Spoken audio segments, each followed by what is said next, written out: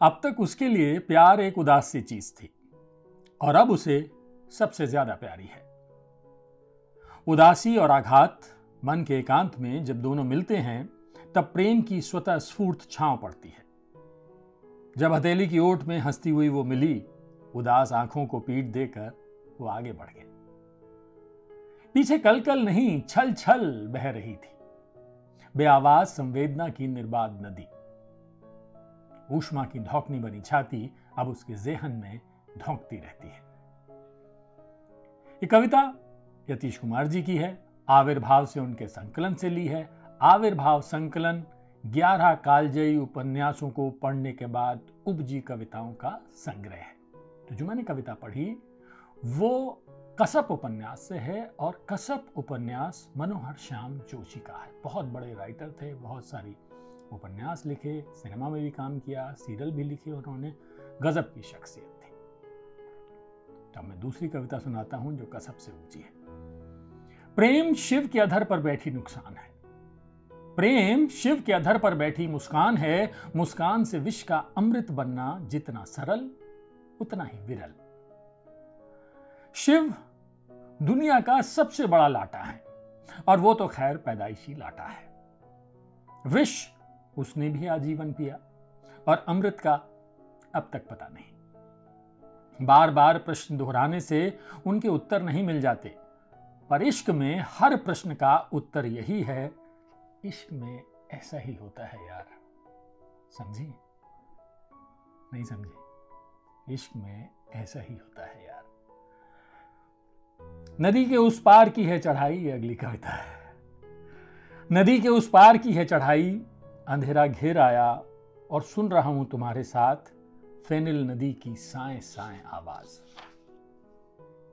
प्रेम में सुरसुरी उठती है, नाभि से कंठ तक एक अतृप्त प्यास उद्दत बन जाती है जब तुम उल्टी हथेली रख लेती हो अपने आरक्त मुंह पर। इंद्रियों का भी एक ऐसा जाल है कि मौन का अनुगूंज कान से होकर नहीं गुजरता।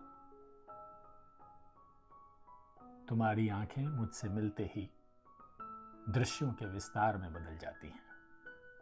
फिर से पढ़ूं ये दोनों कविताएं, फिर से पढ़ता हूं आपके लिए। कि प्रेम शिव के अधर पर बैठी मुस्कान है। मुस्कान से विष का अमृत बनना जितना सरल उतना ही विरल। शिव दुनिया का सबसे बड़ा लाटा है और वो तो खैर पैदाइशी लाटा है। विष उसने भी आजीवन पिया और अमृत का अब तक पता नहीं। बार बार प्रश्न दोहराने से उनके उत्तर नहीं मिल जाते, पर इश्क में हर प्रश्न का उत्तर यही है, इश्क में ऐसे ही होता है यार। अगली कविता थी कि नदी के उस पार की है चढ़ाई, अंधेरा घिर आया और सुन रहा हूं तुम्हारे साथ फेनिल नदी की साए साए आवाज। प्रेम में सुरसुरी उठती है, नाभि से कंठ तक एक अतृप्त प्यास उद्दत बन जाती है जब तुम उल्टी हथेली रख लेती हो अपने आरक्त मुख पर। इंद्रियों का भी एक ऐसा जाल है कि मौन का अनुगूंज कांच से होकर नहीं उतरता। तुम्हारी आंखें मुझसे मिलते ही दृश्यों के विस्तार में बदल जाती हैं। बहुत खूबसूरत कविताएं हैं कसब उपन्यास पर यतीश कुमार जी ने लिखी हैं। अगली कविता है कि प्रेम की जिज्ञासा अजब है। प्रेम की जिज्ञासा अजब है, वो जानना चाहती है कि कब तक नंगे पैर स्कूल गए। आप देखिए कैसी बात है कि प्रेम की जिज्ञासा अजब है, वो जानना चाहती है कि कब तक नंगे पैर स्कूल गए। पैर की उंगलियां जब गलने लगी तो क्या लगाते थे उन पर। दिव्य प्रेम में वो देवी जैसी बन जाती है, आशीर्वाद देने लगती है और कहती है उन पंखुड़ियों को ना भिगोना जिसे तुम्हारे शीश रखा जाना है। उन पंखुड़ियों को न भिगोना जिसे तुम्हारे शीश रखा जाना है। वो उसकी उदासी को साकार देखना चाहती है, छू लेना चाहती है, मिटा देना चाहती है उसे। और उसने अपनी तर्जनी से उसकी आंखों के कोरों को छू लिया। उसे देखते देखते एक जिंदगी और बसर हो जाती है। बीत गया जो जीवन अब उसका डर नहीं।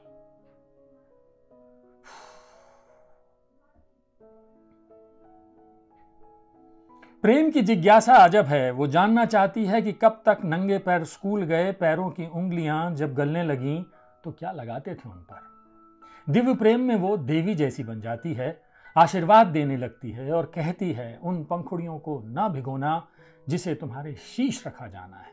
वो उसकी उदासी को साकार देखना चाहती है, छू लेना चाहती है, मिटा देना चाहती है उसे। और उसने अपनी तर्जनी से उसकी आंखों के कोरों को छू लिया। उसे देखते देखते एक जिंदगी और बसर हो जाती है। बीत गया जो जीवन, अब उसका डर नहीं।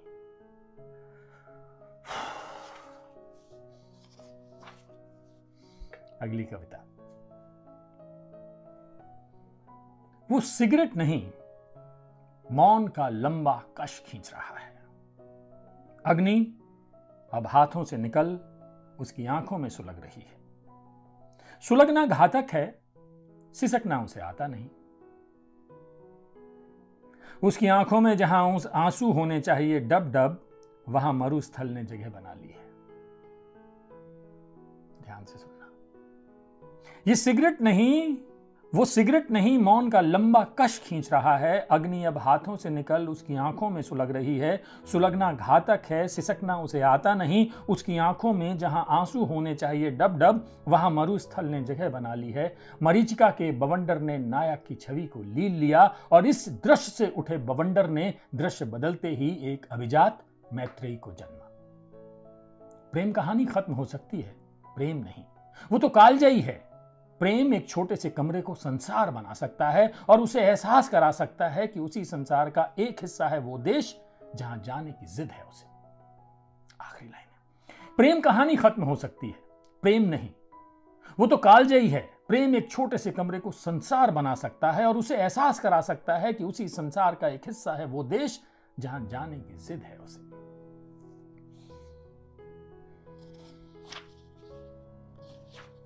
क्या पढ़ूं और क्या ना पढ़ूं। सारी कविताएं, 17 कविताएं कसब के ऊपर नीतीश कुमार जी ने लिखी और सब एक से एक बढ़कर हैं।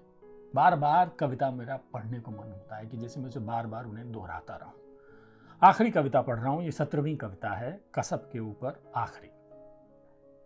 द्वंद्व और प्रतिद्वंद से पृथक होता है जब प्रेम, द्वंद्व और प्रतिद्वंद से पृथक होता है जब प्रेम, तब प्रतिध्वनि बहुत लंबी गूंजती है। मैं भी थी, तू भी था, तुझसे पहले से ये सुंदर स्थान है। कई बार मिले हम और हर बार अयोग्य पाया जा रहा तू, इसलिए बार बार जन्म ले रहे हम। दिए जो अभी बुझे हुए थे और जिससे पतली सी धुएं की रस्सी निकल रही थी, अचानक जल बुझ गए। पूरी हवा में एक निर्बाध निरंतर क्रंदन गुंजन है। उसके रुदन से पूरे वातावरण में प्रश्नों के अनुगूंज जागृत हो उठे हैं। तभी उन सभी प्रश्नों के उत्तर में मार्मिक और कर्कश अनुगूंजों को काटती हुई एक लंबी परिहास से भरी चुनौती देती दीर्घ गूंज सुनाई पड़ती है। लुका छिपी के अगले दौर के लिए अलविदा। लुका छिपी के अगले दौर के लिए अलविदा। मैंने आपको जो कविताएं सुनाई आज वो आविर्भाव नाम के इस संकलन से ली थी। यतीश कुमार जी का संकलन है और आज की कविताएं मनोहर श्याम जोशी के उपन्यास कसब पर आधारित थीं। 11 कालजयी रचनाएं या उपन्यास, उनको पढ़ने के बाद यतीश कुमार जी के मन में जिन कविताओं ने जन्म लिया, वो कविताओं का ये संग्रह है। इस संग्रह को पढ़िए, मुझे सुनिए, इश्क कीजिए, आपको और हमको